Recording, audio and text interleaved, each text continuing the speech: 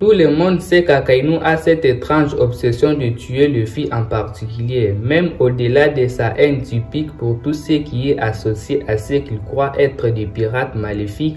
Akainu s'est attaqué à plusieurs reprises à Luffy, allant jusqu'à ignorer Ace après l'avoir battu juste pour essayer de tuer Luffy, ce qui est ironique a causé la mort de Ace. Pourtant, même après avoir affronté Barbe Blanche, Akainu a continué de passer devant l'armée de Barbe Blanche juste pour tuer un pirate débutant inconscient. On pourrait penser qu'il se concentrerait sur la capture d'Ivankov s'il détestait l'armée révolutionnaire, mais c'est spécifiquement Luffy qui l'intéressait durant la guerre de Marineford. Akainu essaie à plusieurs reprises de tuer Luffy. Il est même arrivé à un moment où Aokiji a battu Luffy au sol et a regardé par-dessus son épaule pour s'assurer qu'Akainu était à une bonne distance. De toute façon, Dragon a fait quelque chose pour absolument énerver Akainu personnellement.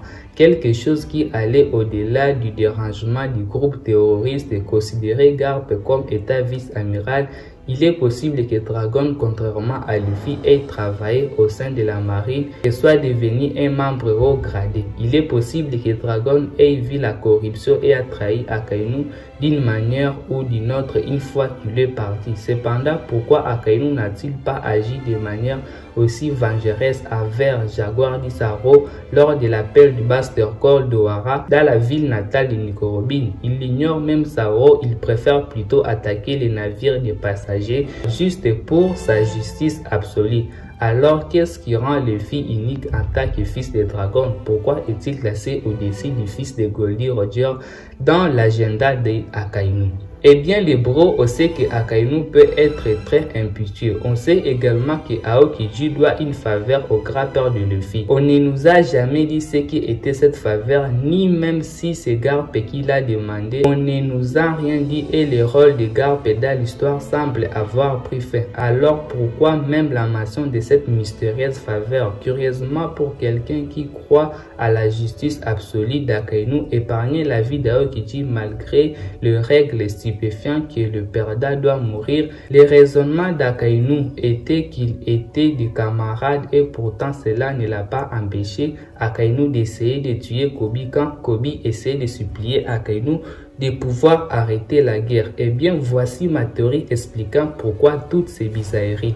Garp n'est pas celui qui avait demandé la faveur à Aokiji. En fait, ils agissent à peine comme s'ils se connaissaient. Sengoku et Garp qui semblent être des amis proches. C'est peut-être Akainu qui a demandé la faveur au cas où il viendrait fou et commencerait à tuer pour sa philosophie dans la justice absolue comme à Ohara. Mais comment cela peut-il avoir des sens? Cela voudrait dire que Akainu est le grand-père de Luffy. Ne vous inquiétez pas les bros, je vais très bien vous expliquer ma passée. Peut-être la raison pour laquelle Akainu déteste tant Luffy et s'avérait constamment à lui comme le fils de Dragon, comme si c'était un maltrat. C'est parce que la personne avec laquelle Dragon s'est marié a trahi le gouvernement mondial étant la fille d'Akainu. Si le propre enfant d'Akainu rejoint l'armée révolutionnaire et avait un enfant avec Dragon, alors comment réagirait un marine patriote qui croit à la justice absolue?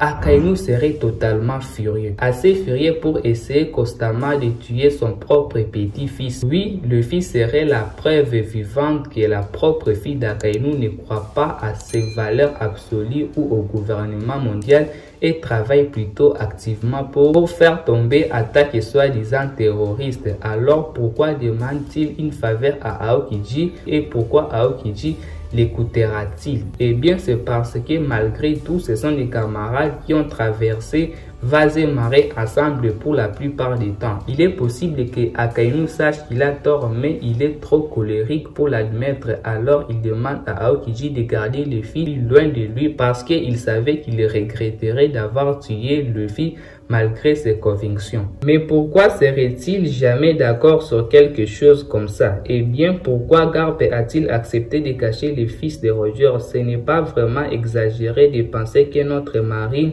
ont accepté de se rendre service, surtout quand Akainu a rompu ses fonctions, a décidé d'épargner la vie d'Aokiji plutôt que de suivre à la lettre la loi et de le tuer comme il était censé le faire. Il y a donc cette théorie que je vais de vous présenter ici concernant le pourquoi est-ce que Akainu déteste tant Luffy. Et maintenant nous allons passer à la toute dernière partie de la théorie où vraiment vous allez flipper les bros.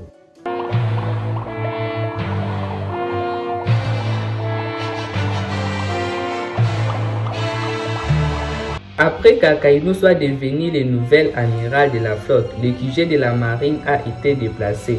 Leur base est maintenant dans le nouveau monde. Il a également nommé des nouveaux amiraux et n'hésite pas à envoyer les d'entre eux face à Luffy et Trafalgar-Law. Même si Trafalgar-Law était toujours un Shichibukai, dans l'ensemble, il semble qu'Akainu soit disposé et prêt à travailler dur dans le monde. Il n'est pas du genre à être timide par qui que ce soit, même devant les Yonko. Il n'est pas non plus du genre à rester les bras croisés et à laisser l'ennemi faire ce qu'il veut. Alors Akainu dans le nouveau monde est-il juste là pour mettre de l'autre comme les marines sont censés le faire, ou bien celui-ci vise quelque chose de grand, quelque chose de vraiment extraordinaire? Je pense que son objectif est le plus ambitieux. Nous savons tous pourquoi les pirates viennent dans le nouveau monde, alors Akainu a l'intention de leur donner le plus grand point dans l'histoire de la piraterie. Trouver le One Piece et empêcher qu'un nouveau roi des pirates n'apparaisse. En emportant les trésors de Roger, il infligera une défaite écrasante à la grande ère de la piraterie,